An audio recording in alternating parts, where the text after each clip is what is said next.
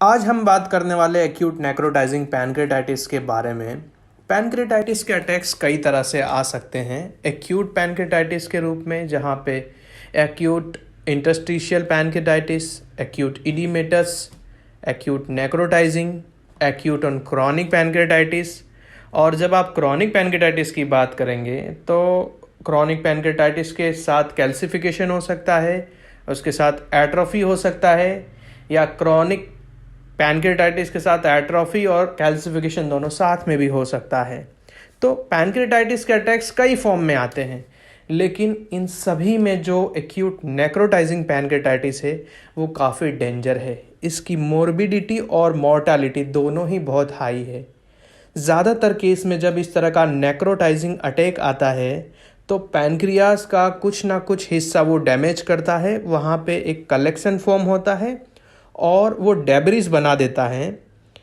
ये जो कलेक्शन रहता है ये इंटेंस पेन क्रिएट करता है और पेशेंट की हालत गंभीर करता है। ज़्यादातर केस में एक्यूट नेक्रोटाइजिंग पैनक्रेटाइटिस के साथ साथ फेफड़े में पानी भरना, जिसे प्लूरल इफ्यूजन कहते हैं, पेट में भी पानी भर जाता है। इससे भी अगर एडवांस कॉम्प्लिकेशन क्रिएट होता है तो उस समय हार्ट और किडनी को भी इन्वॉल्व कर सकता है। तो यदि आपको नेक्रोटाइजिंग पैनक्रेटाइटिस का अटैक है, आपको बहुत ज़्यादा ध्यान रखने की ज़रूरत है, क्योंकि इस केस के अंदर मॉर्बिडिटी और मॉर्टालिटी दोनों ही बहुत हाई है। मतलब आपके सिस्टम में ये डैमेज भी बहुत ज़्यादा करेगा और इसमें जान जाने का भी खतरा रहता है। ये बहुत ही गंभीर समस्या है, इसे कभी भी आप हल्के में ना लें। यदि आपके रिपोर्ट में लिखा है या आपका डॉक्टर आपको कह रहा है कि आपको एक्यूट नेक्रोटाइजिंग पैनक्रेटाइटिस है, तो आइए हम इस वीडियो के अंदर एक बच्चे को देखते हैं जिसका केस है, जिसे बार बार एक्यूट नेक्रोटाइजिंग पैनक्रेटाइटिस का अटैक आ रहा है। और इस वीडियो में मैं बताऊंगा किस तरह से उस बच्चे का रिपोर्ट भी नॉर्मल आ गया, और बच्चे के वीडियो को भी हम प्रेजेंट करेंगे कि किस तरह से बच्चा एकदम से नॉर्मल हो गया और उसे कोई भी अब परेशानी नहीं है।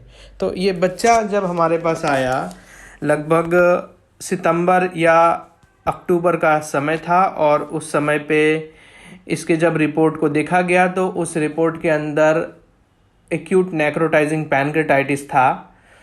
तो वो रिपोर्ट समवेयर मिसिंग था। पेशेंट दोबारा से जब हमने 9 दिसंबर को उसका रिपोर्ट देखा आफ्टर ट्रीटमेंट, मतलब 2 या 3 महीने के इलाज के बाद, तो उसके रिपोर्ट के अंदर कुछ इस तरह से रिपोर्ट है कि pancreas appear bulky in size, mildly heterogeneous in distal body and tail, and measuring approximately 25 mm in tail region, and appears normal in size in head and measures about 18 mm in peripancreatic fat tail regions। So ये case है जहाँ पे pancreas एक बल्कि दिखाई दे रहा है और हेट्रोजीनस उसमें उसकी जो इको टेक्सचर है वो दिख रही है, और डिस्टल बॉडी और टेल रीजन जो है उसके अंदर इन्फ्लामेशन है। तो ये एक्यूट नेक्रोटाइजिंग का केस था जिसके अंदर ट्रीटमेंट से थोड़ा सा हीलिंग हुआ था, और जब हमने दिसंबर में ये रिपोर्ट कराया तो ये रिपोर्ट इस तरह का प्रेजेंट किया था।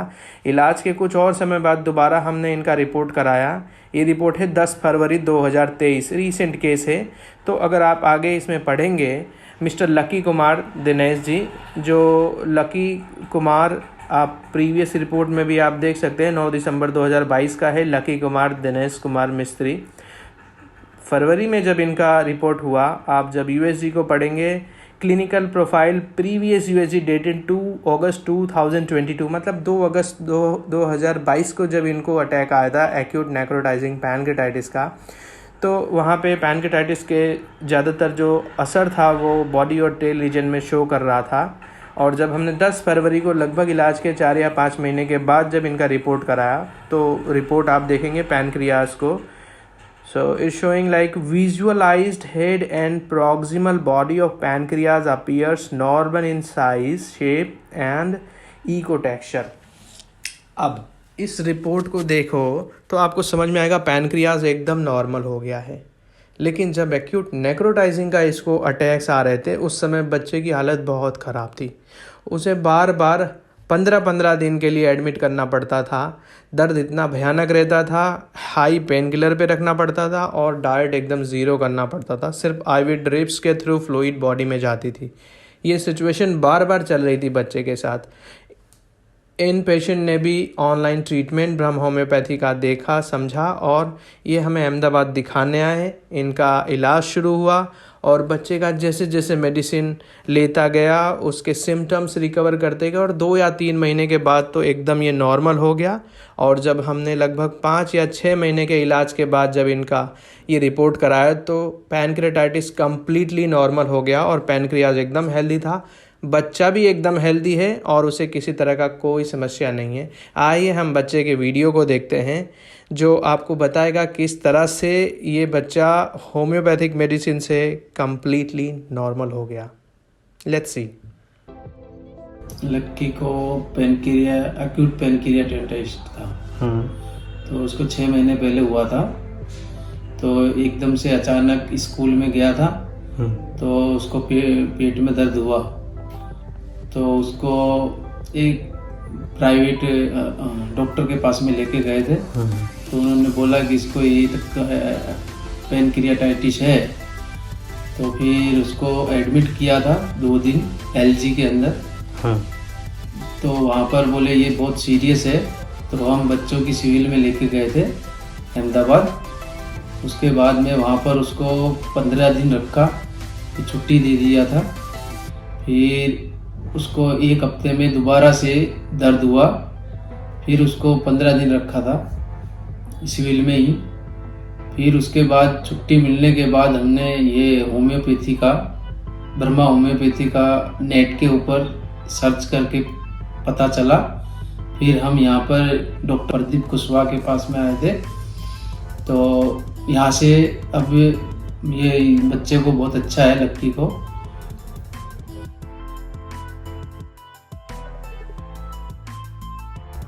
दर्द हुआ तब तो बहुत ही मतलब कि हालत एकदम ख़राब थी। वो मतलब कि सहन नहीं करा जा रहा था दर्द, बहुत ही मतलब कि आउट ऑफ कंट्रोल था।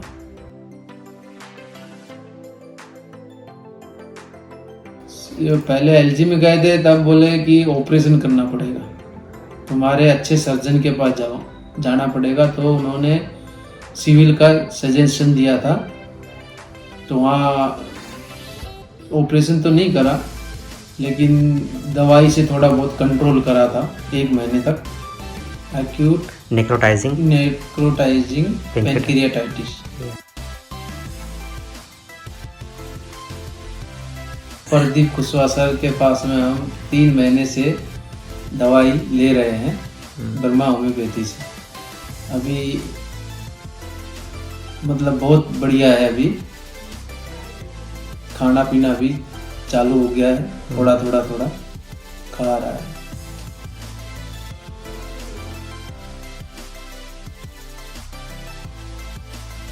इस बीमारी के बारे में तो पता ही नहीं था हमारे को, ये कोई बीमारी भी होती है। आज तक कभी नाम ही नहीं सुना था इसके बारे में। बच्चों में भी होती है, मैंने तो आज तक बड़े के बारे में नहीं सुना, बच्चों को मैं तो पहली बार देखा है। ये कभी कोई भी गांव में या आस पड़ोस में किसी को कोई बीमारी हुई नहीं है। तो अचानक से ये नाम लिया तो भी समझ में ही नहीं आया ये बीमारी क्या है। फिर नेट पे सर्च कर करके देखा तब समझ में आई ये बीमारी ऐसी होती है, ये ऐसे कहाँ हो गया, कैसे हो, पता ही नहीं चला कैसे क्या हुआ। प्रदीप सर बहुत अच्छे डॉक्टर हैं और उन्होंने अच्छे से दवा दी है बच्चे की। और ये अभी बच्चा हमारा बहुत बढ़िया है, अभी सब खा रहा है लेकिन अभी छूट नहीं है इतनी खाने की इसको।